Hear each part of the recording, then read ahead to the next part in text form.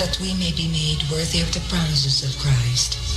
For us we beseech you, O Lord, your grace into our hearts, that we to whom the incarnation of Christ, your Son, was made known by the message of an angel, may by his passion and cross be brought to the glory of his resurrection, through the same Christ our Lord.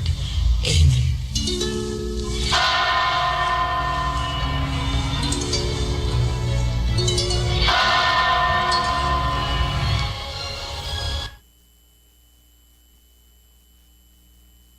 Trail of destruction, mostly in northern Luzon, after a destructive magnitude. This is Newsnight, where we go above and beyond the headlines. Can finally roll up their sleeves for another COVID-19 booster shot, as a former official reveals the private sector lost over 5 billion pesos worth of expired vaccines. And a milestone for Blackpink member Lisa, as she's now the first K-pop soloist nominated for the MTV Video Music Awards. Meron pa!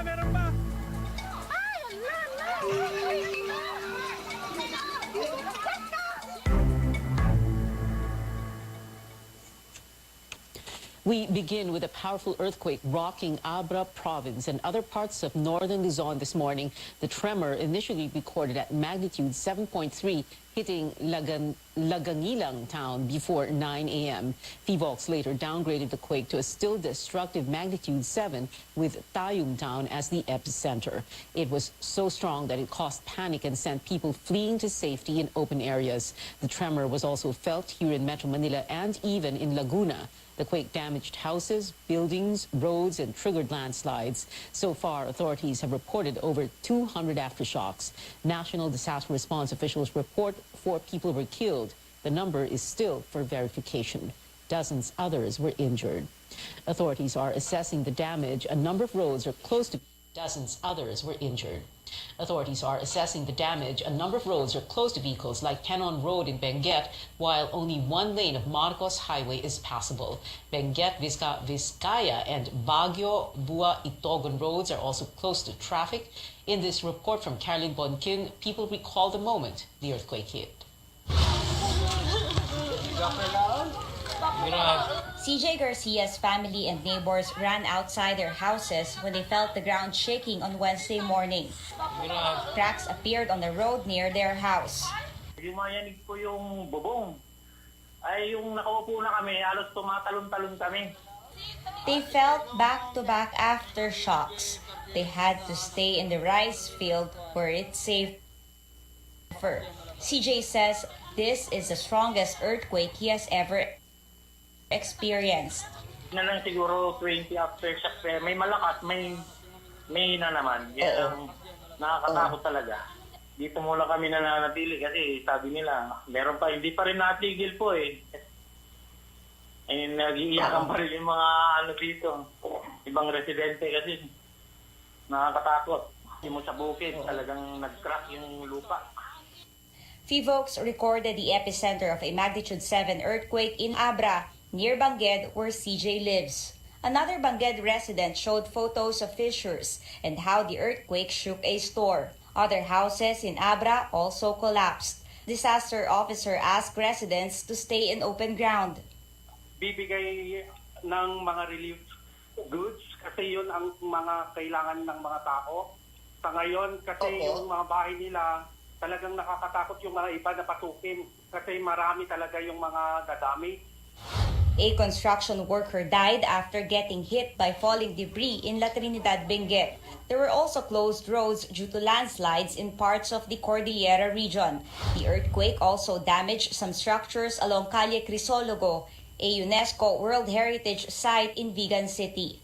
Another video showed a part of the Vigan Cathedral facade collapsing. It's one of the oldest Augustinian church. Buti, hindi pa tayo makyat dun! In the nearby town of Bantay, Ilocos Sur, Edison and Karen Aducol's family were visiting the Bantay Church bell tower. They were next in line to take photos inside when they felt the earth shaking. It lasted for about 3 minutes. Talagang malakas na yung lindol, tapos may tao pa talaga sa tower, may bata pang sugatan ng bumaba na. Sa may hagdanan kanina, may mga tao din doon, kung saan bumukod na yung tower, buti tumakbo pa sila pababa. Kala nga namin mapapagsakat din kami kanina eh. Oh my God! Also in Vigan, Rina Calau's motorcycle is one of the vehicles damaged when a hotel's parking lot wall fell. In Banayoyo, Ilocos Sur, Ian Etrata passed by a house that had collapsed. Some residents seen trying to keep the fallen electric wires out of motorist way. FIVOC's director says aftershocks may be felt within the next 3 days. Yung mga malapit, yun po ang kailangan nating bantayan. Pero siyempre, mahirap magsabi kung kailan gagalaw. Ang importante, maghanda. Usually sa ating experience, ang mga aftershocks, napakarami sa first 2 days, 3 days, unti-unti siyang bababa ang bilang. He also says houses and buildings should be inspected after an earthquake and shouldn't be used if damaged. He also reminds those living or working in high-rise buildings to get out only after the strong shaking stops. Also, don't go to the rooftop as fire could follow an earthquake. Caroline Bongkin, CNN Philippines.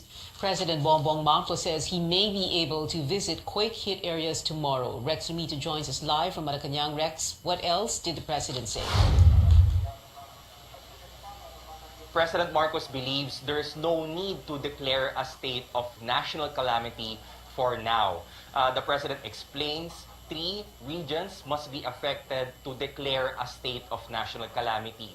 But he is saying that he only sees Ilocos region and Cordillera Administrative Region as having been severely affected due to the quake so far.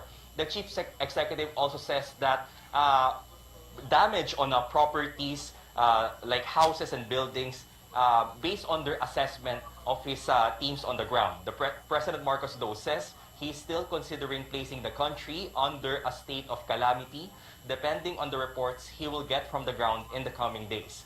The president, meanwhile, is also planning to go there and inspect the area, but it will not happen today.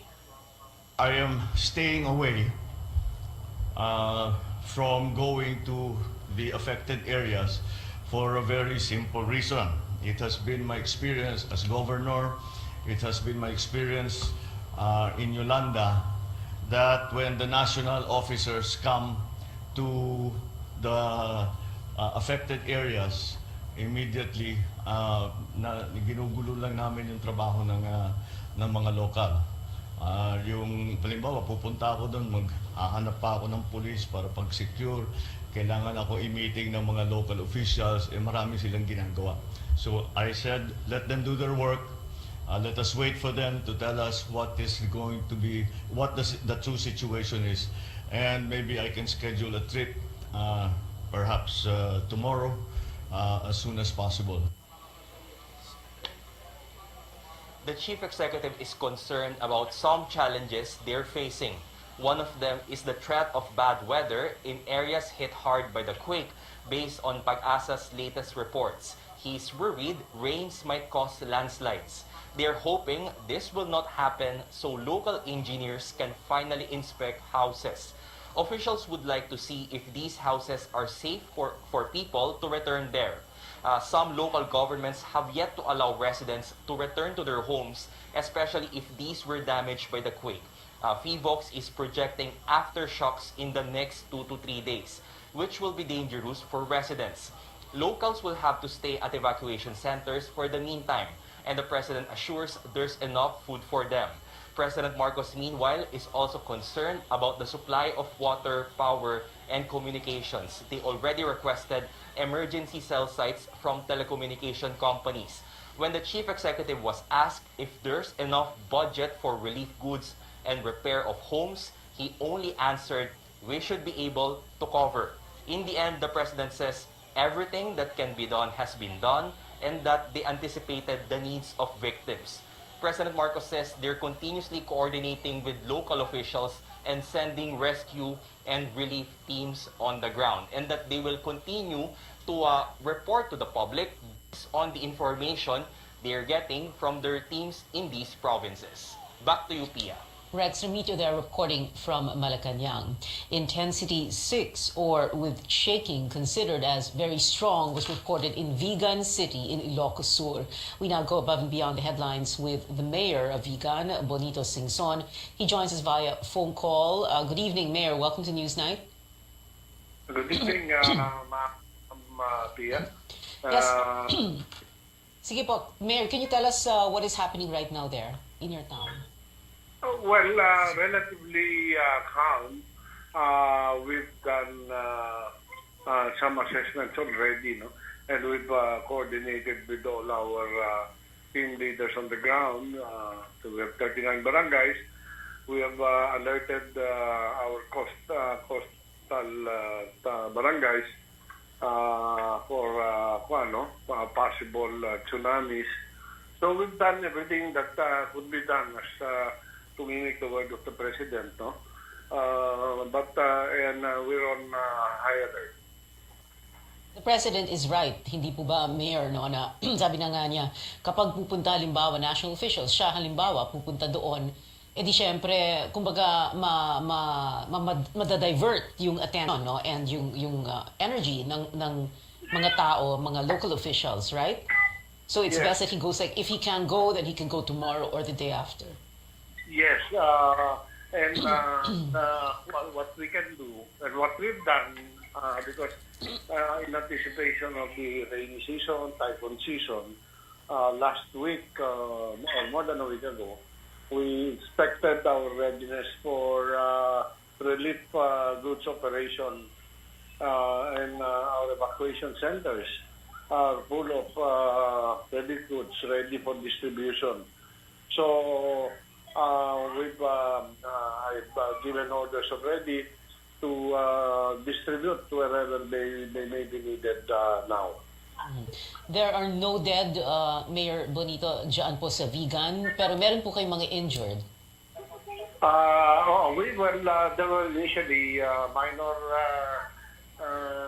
injuries, pero superficial, like nahihilo, nahimatay, ganyan. There was one injury that had to be hospitalized, but otherwise everybody was settled. Let's talk about the heritage sites, Mayor, the famous Cal Crisologo and also the churches. There's a lot of concern about what happened to them. Yes, that's what we will be concentrating on, considering that a lot of our structures here had been out of the 18th century, no? And the nice thing, on the contrary, the nice thing about it is they're made of bricks, all our old structure, no? These are considered sometimes sturdier. But when an earthquake like this happens, you can never say, no? That's why we've observed some cracks, hairline cracks on some of our structures. But otherwise, there were no reports of major damages that we may consider as condemning that structure. Mayor Bonito, would you say that what happened this morning reminded us all of July, yun po ba yung pumasok sa isip po ninyo and your constituents? Yes, what I was most afraid of, there were two major effects of that earthquake before, no? One was the liquefaction that happened. Vigan is an island, and that can happen to us anytime. No? And then, of course, the rising tide. So it's always a one. In fact, we were just discussing this also when we discuss about the relief goods, the coming rainy season. I informed not everybody were aware that Vigan is an island, and that there's this real danger of liquefaction sometimes. Mayor Bonito Singson, sir, thank you very much for joining us tonight here on Newsnight. Thank you. Thank you, ma'am. Up next, the government expands the rollout for a second COVID-19 booster to more age groups, while the private sector loses billions of pesos in expired vaccines. Keep it here on Newsnight.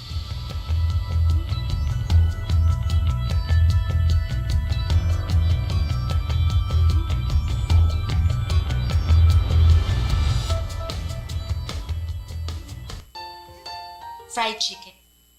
There's locally super fruits with 3 kinds of fruits that are super in many ways. First, there's our dragon fruit drink na mayaman sa prebiotics that aid digestion. Second, there's our passion fruit drink with no added sugar and high in vitamin C. Lastly, we have our mangosteen drink, good for your heart. All superfoods contain more antioxidants. Gives you the freedom to move, to go where you want. The freedom to be productive. Freedom to pursue your passion. Kinto One, powered by Toyota, lets you choose how you drive your life, giving you the freedom to enjoy what matters most. The freedom to drive worry-free is yours. Kinto One. Subscribe and drive. Malaking bagay yung mga farm to market road tulad ng mga expressways natin. Kasi pag humahango ka ng di-deliver, mapapabilis yung deliver niya. Konti yung expenses, makakatipid. Kami, isda yung business namin. Kailangan namin yung expressway para on time yung deliver sa market ng product namin. Our expressways provide faster access to local agriculture and livestock suppliers. Expressways, road infrastructure plays a very significant role in accelerating agricultural production. This is one of the key components for development, as it promotes access to economic and social services, generating increased agricultural income and productive employment.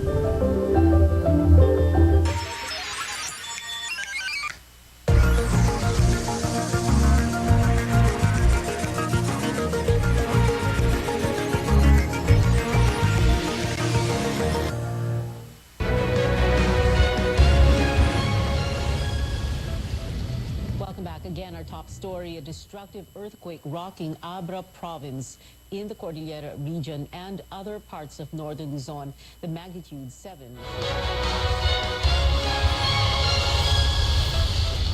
Welcome back. Again, our top story, a destructive earthquake rocking Abra province in the Cordillera region and other parts of northern Luzon, the magnitude 7 hit Tayum town before 9 this morning.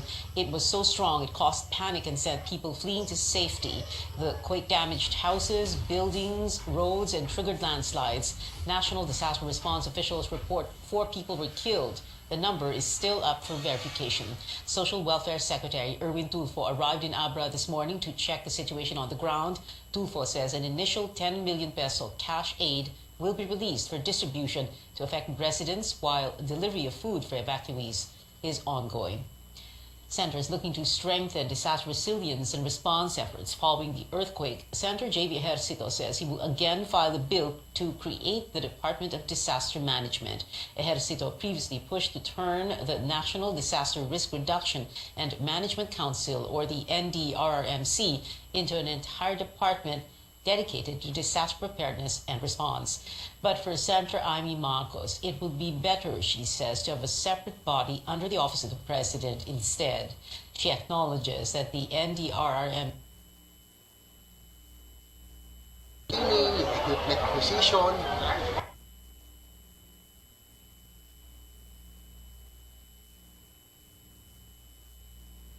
yung paggawa ng mga evacuation centers, kailangan full-time na.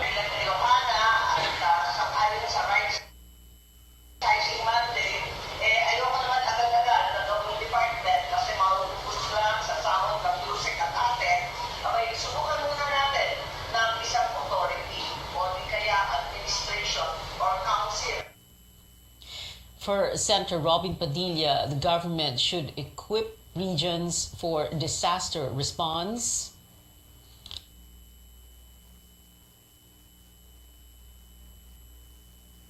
given to these age groups. The DOH says eligible individuals only have to present their vaccination card and valid ID. The wider campaign comes as the private sector loses billions of pesos in expired COVID-19 shots. Former presidential Joey Concepcion said cost 5.1 entrepreneurship. Joey Concepcion said the vaccines cost 5.1 billion pesos. More students are eager to go back to school after over 2 years of learning from home. AC Nichols reports the Education Department sees millions of enrollees ahead of the full face-to-face classes. 5.6 million learners have registered in public elementary and high schools since enrollment began last Monday. The Education Department says this turnout for the incoming school year has been great so far.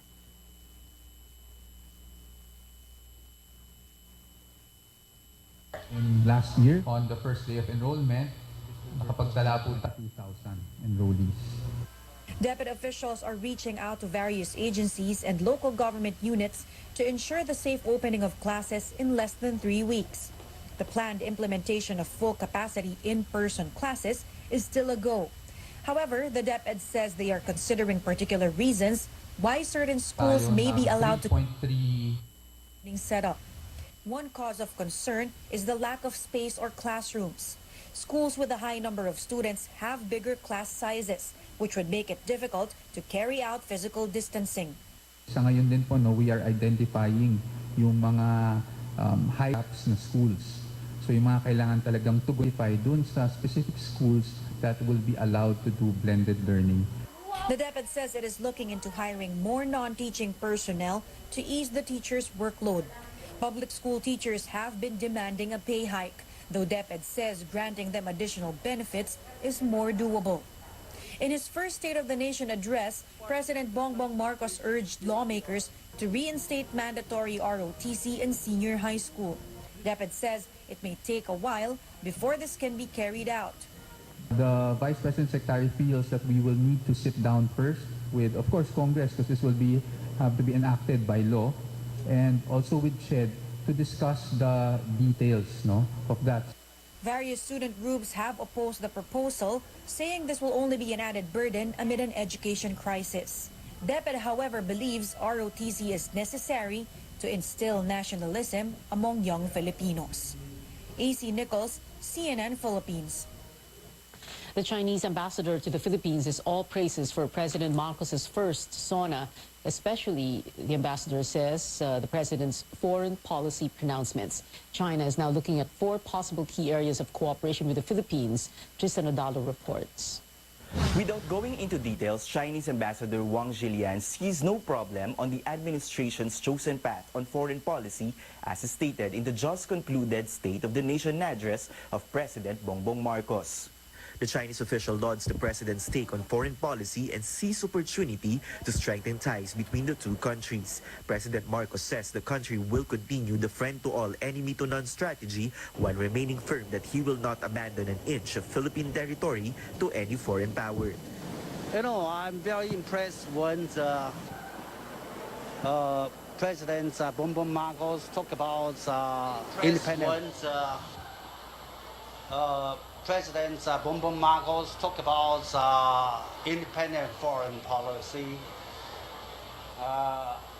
and you know, we are still studying the speech of the SONA, but I do think that it has sent out a very encouraging word.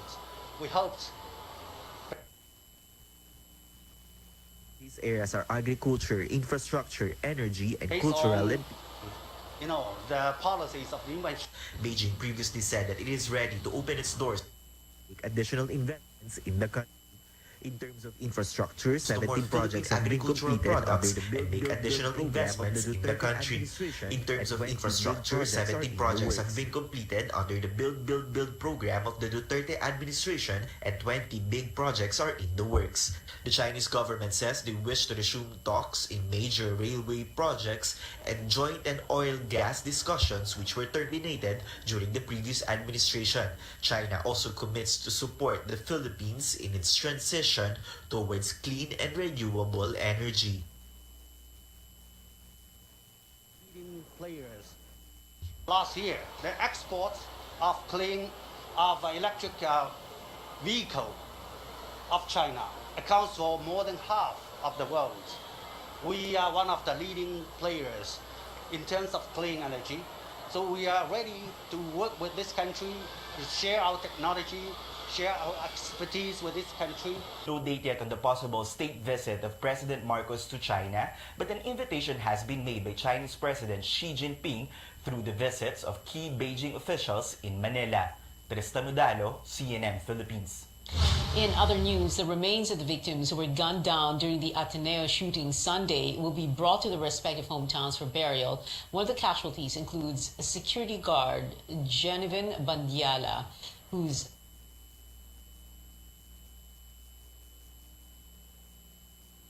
in disbelief when she received a call from Bandiala's superior. death caused an outpouring. Talaga ako na ganun yung nangyari sa kanya.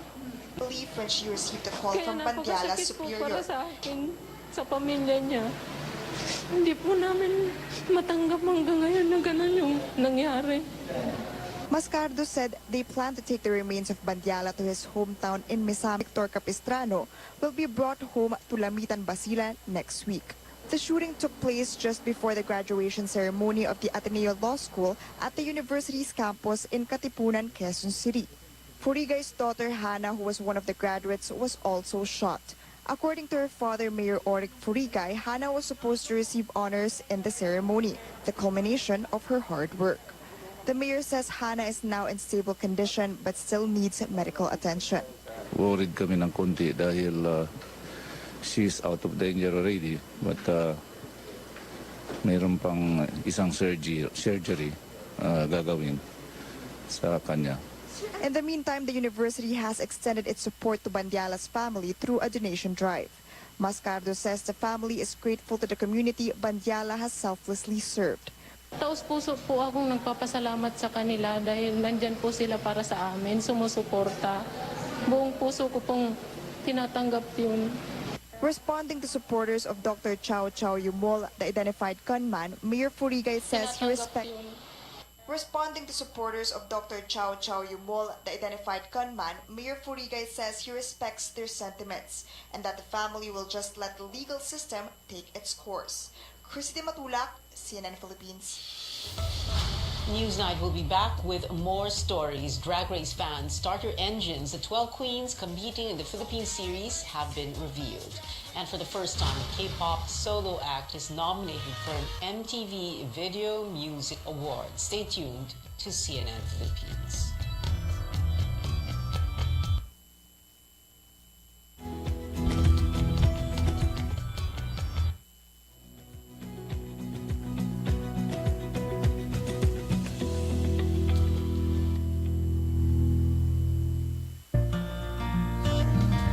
Pandemic, serving others is the best. Sa pagtutulungan, patuloy ang ating laban sa buhay. Kaya dapat always healthy. With proper diet, exercise, and MX3 Coffee Mix to ignite. MX3 Coffee Mix, my choice.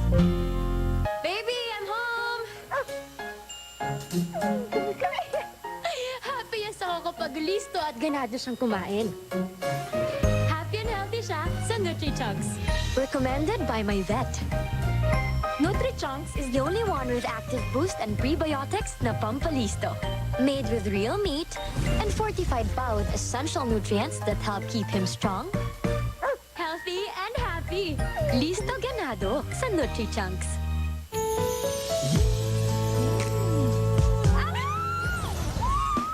Making life sweet is easy dahil 35 pesos SRP lang ang San Miguel flavored beer. Make life sweet with San Miguel flavored beer. Kinto One, Toyota's global leasing service, gives you the freedom to move, to go where you want, the freedom to be productive, freedom to pursue your passion. Kinto One, powered by Toyota, lets you choose how you drive your life, giving you the freedom to enjoy what matters most. The freedom to drive worry-free is yours. Kinto One. Subscribe and drive.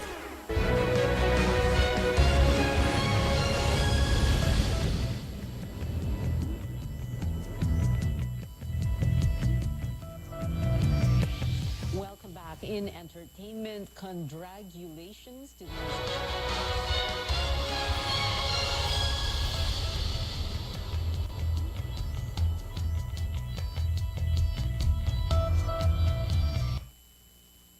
on August 17th and the Untucked segment. Welcome back in entertainment. Host the show, American drag performer Jiggly Caliente and Filipina impersonator Karen are also on board as the Untucked segment on the 19th. Actor Paolo Balya. The nominations for this year's MTV Video Music Awards are out. Things looking good for the rapper duo behind the 2021 hit Industry Baby. Lil Nas X and Jack Harlow have 7 nominations each. 6 of these are for their collaboration song. They're tied with fellow rapper Kendrick Lamar for most nods. And here comes a milestone for Lisa Blackpink, as she is now the first K-pop soloist to get a VMA nod. She joins the likes of BTS and 17 in the Best K-pop category. And that is it for now. Join me again on News.ph at 7 p.m. and on Politics as usual at 8. I'm Pio Ontiveros for Newsnight, where we go above and beyond the headlines.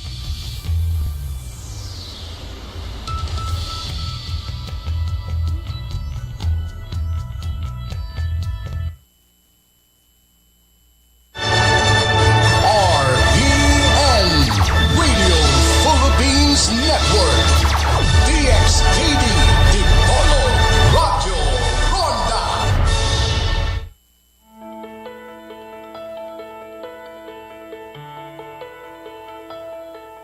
We all experience stomachaches from time to time. The Department of Health reported that gastrointestinal-related issues like hyperacidity, even ulcers, as well as food poisoning and diarrhea is quite common among Filipinos. Sometimes these conditions are easy to remedy, but there are instances where they could indicate something more serious. On the program today, we'll talk about the most common gastrointestinal-related conditions, what signs to watch out for, and easy changes that you can make to care for your digestive system. I'm Dr. Freddy Gomez, and welcome to MedTalk Health Talk on CNN Philippines.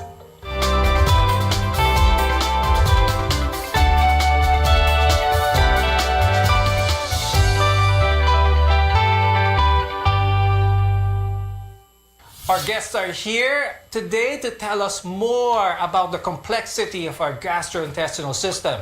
With us is Dr. Eva Irene U. Maglonzo. She's a family medicine specialist and past president of the Philippine Academy of Family Physicians. We're also joined by Dr. Luis Abola. He's a gastroenterologist and the section chief of gastroenterology of the UERM Memorial and Medical Center. Thank you for joining us on the program today. Now, Dr. Irene, when it comes to our gastrointestinal system, ang karaniwan complaint ng isang pasyente na pupunta sa iyo ay sasabihin nilang masakit ang kanilang tiyan. When it comes to this very common complaint, gaano kadaming pwedeng mangyari dahil sumasakit ang tiyan ng isang tao? Yes, there can be a lot of things which can happen to a patient when they have abdominal pain. So, the most common is the epigastric pain, meaning nandito sa may sikmura. So kapag merong ganyan, things that you will have to look out for is the character of the pain. So if the character of the pain seems like heartburn, then there's also a lot of disease entities that can happen. Maraming talagang pwedeng cause ng problema ng isang simpleng masakit ang isang tiyan. But I'd like to talk to Dr. Luis first when it comes to acid-related diseases. What is the purpose of this very strong acid? So the acid is produced by our stomach cells. Of course, it helps in digestion. At the same time, also sterilize the food that we eat. That is a basic function of the acid. Prepares the food for digestion and also cleans the food. Now let's talk about when someone feels symptoms of hyperacidity. Let's start with that, Dr. Luis. What happens? So what are the causes why someone would produce more acid than what is needed? There really is no explanation. Some people produce the same amount of acid but they develop symptoms. It can be because there is injury already to the stomach lining. In fact, our stomach lining is supposed to be protected against acid. It's only when there's injury, such as if you take pain relievers, if you have an infection with the bacteria, smokers, if you have reflux, the esophagus is not protected against acid, you will develop symptoms. So let's talk about those symptoms with Dr. Irene. Napaka-importante yun because certain conditions like indigestion or impatcho for that matter or some heartburn you mentioned earlier can mimic that of a heart attack, which is very, very serious. Could you describe what a person with heartburn or isang taong may impatcho, what do they feel like na feeling nila heart attack? A person with indigestion or impatcho has heartburn. Initially, it's yung sasabihin nila, common complaint in the clinic is mahapde, mainit. No? However, if it turned out to be a reflux, there will be chest pain also. That is why it is confused with a heart attack, like what we call in the medical parlance, such as angina. No, so angina, if you have that, that's a risk for heart attack.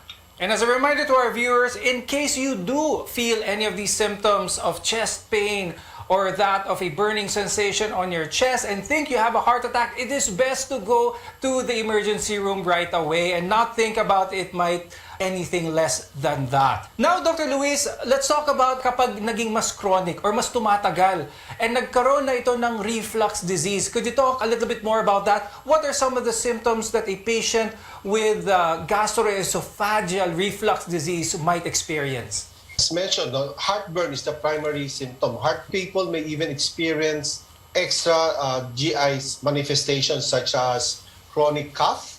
Those who have asthma, then of course there will be heartburn, especially after eating, and usually it wakes them up early in the morning, the sensation of heartburn, and also they can experience acid going up or the food that they've just eaten going up into their mouth. Now, Dr. Luis, a lot of our viewers pretty much associate this hyperacidity with the diet that they eat. Now, is diet closely related, strongly related to the symptoms of hyperacidity, heartburn? In my practice, what I tell my patients is to find out what are the food or beverages that trigger their symptoms. I also instruct them to eat too fast, not to overeat. Sometimes when you overeat, you have a tendency of distending your stomach, and so your risk of fluxing is high. And of course, avoid reclining or lying down immediately after eating. There's no hard and fast rule now about the diet. Now, Dr. Irene, another condition na common din sa mga Pilipinos ay yung tinatawag na bloatedness. Please describe to us kung ano ang pakiramdam ng isang taong bloated at bakit nila nararamdaman ito. So, bloatedness is caused by gas, and usually it's caused by overeating also. So that's why there's gas in the stomach. We just covered a lot of really common gastro-related diseases in the last few minutes, but there's so much more. When we return, we'll talk about food poisoning and what to do in case you have diarrhea. So keep it here on Event Talk Health Talk. We'll be right back.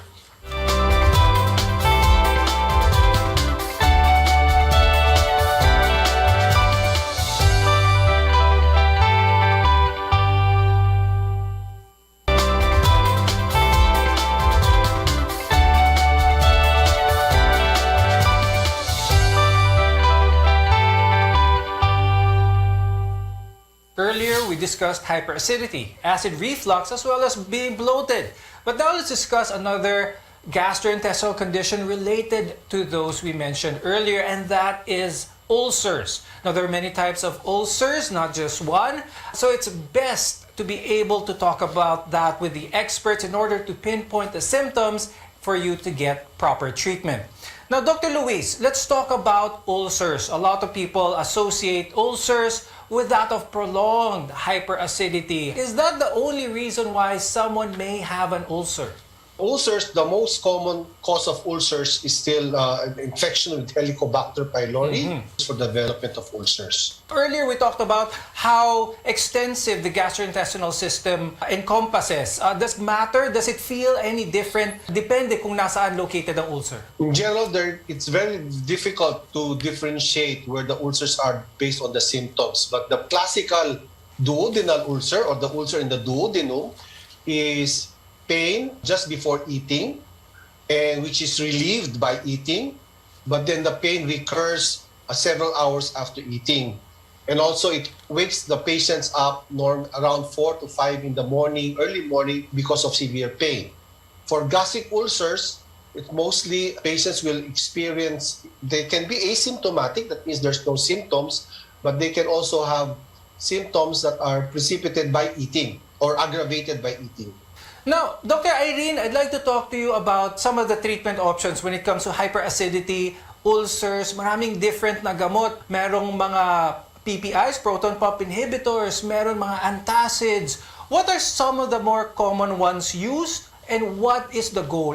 Yes, they can be given, but we don't want our patients to self-medicate with that. No? So ask the physicians who will recommend when to use these antacids or this proton pump inhibitor. They are being used because they are helpful in alleviating the acid in the stomach. Dr. Irene, pag-usapan natin yung food poisoning. Let's talk about the symptoms and what is very prevalent about food poisoning that may prompt a doctor to think that this is definitely something ingested at the food poisoning. The most common symptoms will be your diarrhea, then others will have vomiting and also abdominal pain, and even fever can be present in that. But it is also very important to ask in the history whether these patients really have shared food eaten, and if there are a lot of people who ate that particular food who had the same symptoms. Now, Dr. Irene, when it comes to food poisoning, kailangan bang nasa hospital na kagad or is something that can be monitored at home? If really there is persistent diarrhea, vomiting, it's really better that patients be brought to the emergency rooms or they can be sent home after a while. The best notion here is to seek consult right away for your condition, case any of these symptoms do occur. Now, Dr. Irene, let's talk about diarrhea. Very common, not just with adults, but lalo na pag children. What should parents do kapag yung anak nila ay merong loose bowels? Let's describe what loose bowels really are. So loose bowels, usually they already have watery stools, and if ever there is concomitant vomiting and also fever and signs of dehydration, then the child must be brought for consult in the hospital. Are there any signs that should immediately prompt a person to go to a hospital, or should they wait a few days muna, see if this will go away, or dapat magpatingin na kagad sa doktor? So even if there are no signs of dehydration yet, it is better that they are seen by a physician even on an outpatient basis, because diarrhea can either be viral, bacterial, or any other causes, so that they can be diagnosed for them. However, the flags, the red flags, like for example, they have signs of dehydration, will include some weakness, then also they look at the eyes if there are sunken eyeballs, or the tongue if the mucosa is not moist anymore. So those signs will prompt for an emergency room consult. Pag dehydration, Dr. Irene, anong magandang fluid replacement dito? Sports drink, regular water, or what is your best recommendation? So we recommend the oral rehydration solution because it contains the different electrolytes needed by the body, because you lose that when you have diarrhea. Now for the sports drink, a lot of people are using that, but sometimes they have high potassium. High potassium and high sugar as well. And as advice to our viewers, when it comes to replacing your fluids orally, if you do have diarrhea, is to take frequent sips of water instead of big gulps of fluid at a time. As with most conditions, prevention is always the best practice here. When we return, steps you can take to prevent gastrointestinal conditions. Your health is our mission here on MedTalk Health Talk.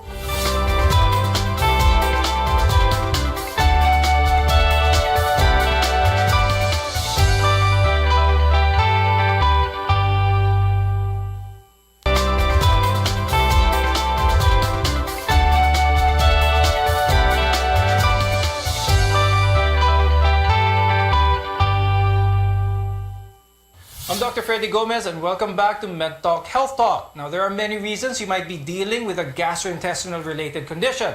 You might be lacking fiber in your diet, or your genes might leave you at risk for developing certain conditions. But whatever the cause, there are steps that you can take in order to manage this disorder. Now, Dr. Luis, earlier we've been talking about hyperacidity. We've been talking about several factors with relation to our intestines and to our stomach as well. Now, the bottom line, a lot of people are concerned with is that of the development of malignancy or cancer. Can any of these conditions that we mentioned today, can any of these eventually lead to a malignancy if not given attention?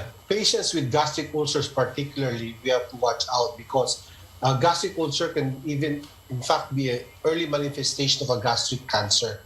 So patients with gastric ulcer, normally what we do is to repeat the endoscopy 4 to 8 weeks later to see that it should heal. And even the first endoscopy, we do a biopsy to make sure that there are no malignant cells in the ulcers. But duodenal ulcers will not be a pre-malignant condition. We are particularly careful with gastric ulcers, especially if it is a solitary gastric ulcer. You talked about the duodenum, which is part of the small, the large intestine, including the colon. Are any of these at risk as well for malignancies if we don't get any tests beforehand to sort of spot them early? Of course, what we are advocating in the society, the Philippine Society of Gastroenterology, is a screening for colon cancer because colon cancer is increasing in the Philippines. So we recommend for everybody over 50 to undergo colonoscopy almost every 5 years or depending on the situation. If you have a family history, you have to undergo screening. And if not colonoscopy, you can also undergo a stool exam to detect the presence of occult blood. If colon cancer, Dr. Luis, is spotted early, what is the prognosis? Anong itsura nito? Well, sometimes we spot them at the polyp stage. So we're able to remove the polyp or the small lesion and they have a very good prognosis, but they have to undergo further surveillance. Of course, chemotherapy may be required. So it is a multidisciplinary work with the surgeon, the GI, and the oncologist on board. In other words, the best time to spot a colon cancer is when it is early. Now, my question, Dr. Luis, kapag early pa ang colon cancer, may mararamdaman ba ang isang tao that will prompt him to have an exam? Well, bleeding, that's one of the red flags we call. If there's any form of bleeding in your stool, see your doctor. If you notice a change in the appearance of your stool, the caliber becomes pencil thin-like or what we call goat stool-like, or if your bowel habit changes, alternating diarrhea and constipation, unexplained weight loss, these are the signs that we should watch out for. Now, Dr. Irene, pag-usapan naman natin, ang paborito namin dito sa MedTalk Health Talk ay ang diet. What is right to eat? So for good gut health, it is important to know the food which may not actually cause reflux. Like for example, your turmeric. And also, they say lemon juice is acidic, but when you mix lemon juice with water, it will have an alkalinizing effect and thus prevent reflux also. Then even some yogurt that is not too sour. Now, we want to eat healthy, fresh fruits and vegetables. Another important thing that should be eaten will be the fibrous foods. No? So yung mga whole grain cereals. Why is fiber important? Because if you eat fiber, it makes you feel full. No? So that is less likely to cause overeating. Because overeating can precipitate also your heartburn or even your reflux. Ang uso ngayon na buzzword is probiotics. How does this affect the gastrointestinal system? At kailangan bang bumili ng mga gamot na may probiotics? Or can we see this naturally in a good, healthy diet? Yes, probiotics, you can find it in yogurt. Now, there are already some studies on the use of probiotics relating it to decreasing the incidence of reflux also. No? So if you can get it from the natural food, it can be done also. Now, Dr. Luis, ang madalas na tanong sa MedTalk Health Talk ay, ang pagkain ba ng mga barbecue or yung mga sunog na parte ng mga pagkain, is this precancerous? Yes, if you talk to oncologists, they will not recommend eating processed food. No? Tapos yung mga sunog, yung barbecue, be very careful not to eat it every day. We learned a lot definitely on how to keep our gut healthy. But before we go, of course, we have to get your advice and your tips. I'll start first with Dr. Irene. Do you have any advice for the viewers, especially when it comes to taking care of our gut? So for the tips on trying to take care for our gut, so I would suggest the ABCDE. A is to avoid yung mga artificial sweeteners, processed food, those which are high in fat, and skipping meals. Then letter B, the bad habits should be avoided, like for example, smoking, excessive alcohol drinking, excessive caffeine. And letter C, consult a physician regularly and cope with stress. And D, drink plenty of water. And E, exercise regularly and eat fresh fruits and vegetables. A, B, C, D, and E. Very good advice. And of course, Dr. Luis, before we go, what's your advice? The advice is if you're 50 and above, see your gastroenterologist so that you can undergo screening for colon cancer. It has been proven to prevent or mitigate the effects of colon cancer. Secondly is, as mentioned, eat healthy, avoid smoking, moderate in alcohol intake. And that's all. We definitely learned a lot from both our guests, and I'd like to thank Dr. Irene Yu Maglonzo for joining us, and of course Dr. Luis Abola for sharing your insights and giving us a better explanation on how to keep our gut healthy. I'm Dr. Freddy Gomez, and thank you for watching MedTalk Health Talk. We'll see you again next time.